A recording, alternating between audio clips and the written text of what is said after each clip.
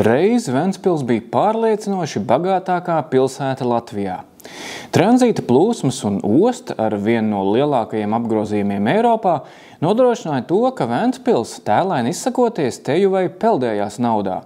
Un vēl gadsimta sākumā tās iekšzemes koprodukts uz vienu iedzīvotāju bija 1,5 reizi lielāks nekā Rīgā. Pēdējais gads, kad Ventspils varēja piemērot Latvijas ekonomikas līderpilsētas godu, bija 2005. gads. Togad Ventspilī saražoja IKP 11,239 eiro apmērā uz iedzīvotāju, kamēr galvaspilsētā tas bija par 1000 mazāks.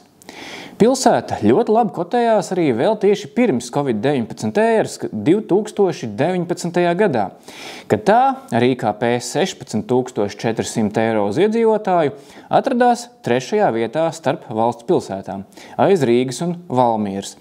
Taču pandēmijas laiks Ventspilī iegrieza īpaši smagi. Nākamajā gadā tās IKP nokrita gandrīz par trešdaļu, un kopš tā laika pilsēta kūļāja tabulas vidusdaļā.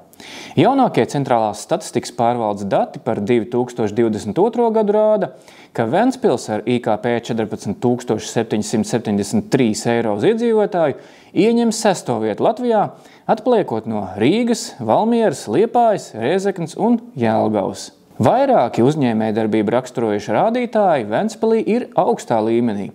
Uzņēmumu saražotās produkcijas vērtību uz vienu iedzīvotāju 2. vieta Latvijā, pārspējot arī Valmieru. Uzņēmumos nodarbināto īpatsvars 4. vieta, aiz Rīgas, Liepājas un Valmieras. Ventspils ir tuvu līderiem arī piesaistīto ārvalstu tiešo investīciju ziņā iepriekšējos 5 gados. 4. vieta aiz Valmieras, Rīgas un Rēzeknes. Tomēr bezdarba līmenis un vidējā darba samaksa Ventspilī ir valsts pilsētu vidusmēra līmenī, līdzīgi kā IKP. Pirmo tranzīta biznesa sarukumu Ventspils piedzīvoja jau 2000. gadu vidū, jo 2005. gadā Krievija, izbūvējusi pati savu ostu infrastruktūru, pārtrauca transportēt jēlnaftu caur Ventspils ostu. Nākamajā desmitgadē Krievija pakāpeniski samazināja arī krāvu apgrozījumu. Taču Ventspils domas eksperti norāda uz vēl vienu iemeslu, kas viņuprāt veicinājis otro kritumu vilni, kas notika pēc 2019. gada. Proti, lielu skādi esot nodarījis valdības lēmums pārņemt Ventspils ostas vadību. Viens no būtiskākajiem pavērsieniem notika 2019. gadā, kad no Ventspils brīvostas pārvaldes tika izslēgti visi pilsētas domes pārstāvji.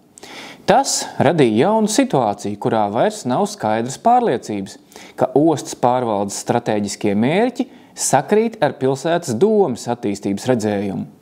Ja salīdzina ar Liepāju, var redzēt, ka šis lēmums ir samazinājis Ventspils brīvostas apgrozījumu par 60%. Bet Liepājā, kur netika veikta šāda reforma, ostas apgrozījums ir palicis stabils kopš 2019. gada, uzsver Ventspils doma.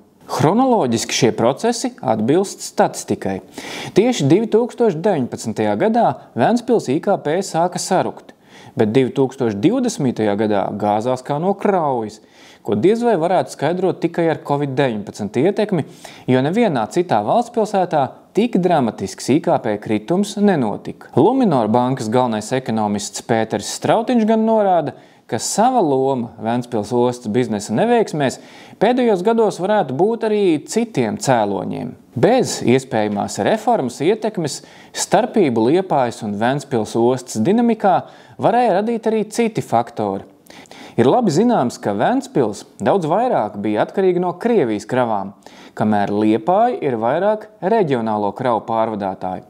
Lielākā daļa no tām ir ar Baltijas izcelsmi – graudi, kokmateriāli un tam līdzīgi. Tāpat ir labi zināms par straujo rūpniecības attīstību Liepājā. Arī tās ražojumu papildina Liepājas ostas statistiku. Ventspils nav sēdējusi rokas kliepī salikusi, gaidot neizbēgamo krahu.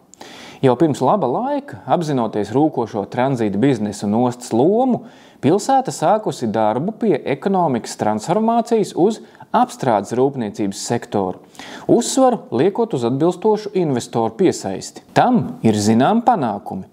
Ventspils apstrādes rūpniecības apjomi laikā no 2014. līdz 2019. gadam attīstījušies visstraujāk Latvijā, taču tik strauja attīstība bija iespējama tāpēc, ka atspērienu punkts bija visai zems, un pēdējos gados Ventspils rūpniecības izaugsme vairs tik ļoti neizceļas uz citu Latvijas valstspilsētu fona. Pēters Strautiņš norāda, lai gan patlaban Ventspils vairs ne tuvu nav tādā relatīvās labklājības pozīcijā uz Latvijas kopējā fona kā iepriekš, tomēr iznākums būtu vēl krietni sliktāks, ja Ventspils nebūtu samērā laikus sākusi pārorientēt saimniecību, attīstot apstrādes rūpniecību.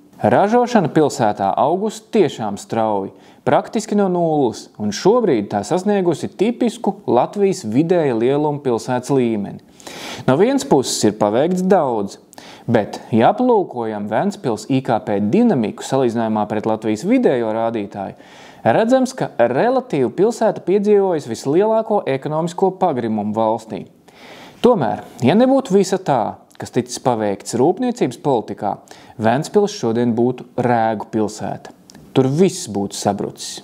Tā Pēters Strautiņš. Ventspils ekonomikas stāsts līdzinās amerikāņu kalniņiem, vai drīzāk Krievu tranzīta kalniņiem, kas vispirms 90. gados pilsētu uznesa pārējā Latvijā nesasniedzamos augstumos, bet pēc tam draudēja triekt tikpat dziļā bezdibenī. Nevar noliegt, ka Ventspils vadības stratēģiskie centieni mīkstināt šo piezemēšanos ir bijuši svarīgi, lai izvairītos no katastrofas.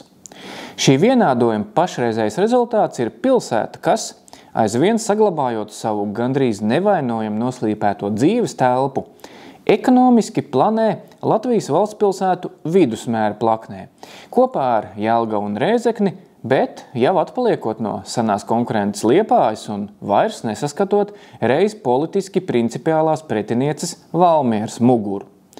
Vai varēja būt labāk? Grūti pateikt. Taču pavisam noteikti varēja būt sliktāk.